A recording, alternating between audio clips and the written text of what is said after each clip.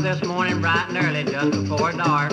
I told Pa it sure looked like a good day to go hunting, and Pa said it sure does, son. So Pa said, Bill, call all the dogs, so I called all the dogs.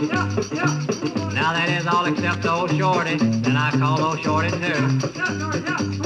So we went down the road, right smack through the cornfield.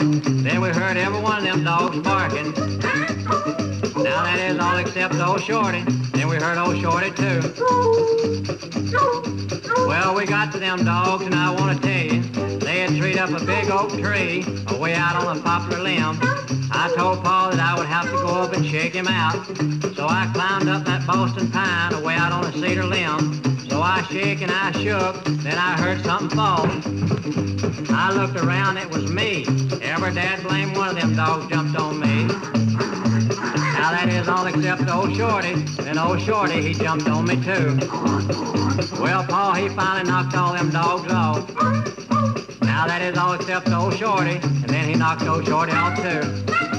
Well, I told Pa I thought it'd be enough hunting for today, and Pa said he guessed it would. So we went back to the house, and Pa said, son, would you mind shucking and shelling a bucket of slop?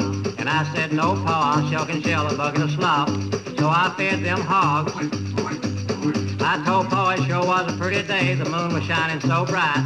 I thought I'd go down to Sal's house. I asked Pa if he'd mind if I rode the horse down. Pa said he didn't care. So I got the car out of the garage and saddled up the fence and climbed on the wagon. So I started off down the road. Just then that fence got scared and the horse reared up and throwed me over in a briar patch and tore the left sleeve out of the best pair of pants I had. So I started back down the road after a few minutes the next day. I got to Sal's house, she sure was glad to see me. She had all the windows nailed down and the doors shut. So I got off the wagon and tied the car and went up and knocked on the door. Sal come to the door. Lord, sweet William, I sure am proud to see you. Come on in the house. So I went in and spit on the bed and throwed my head in the bar and sat down on a big orange stool.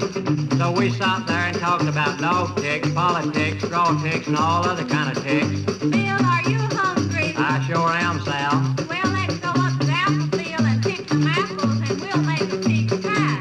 So we started up the road just close together as we could get. Her on one side of the road and me on the other. So we got to the apple tree. Bill, if you don't care, you'll have to climb up the tree and shake some apples down. So I climbed up the tree and I shake and I shook. All at once I heard something fall. I looked around, it was me. I fell right straddle the barbed wire fence with both feet on the same side, and I ain't been back to Sal's house yet.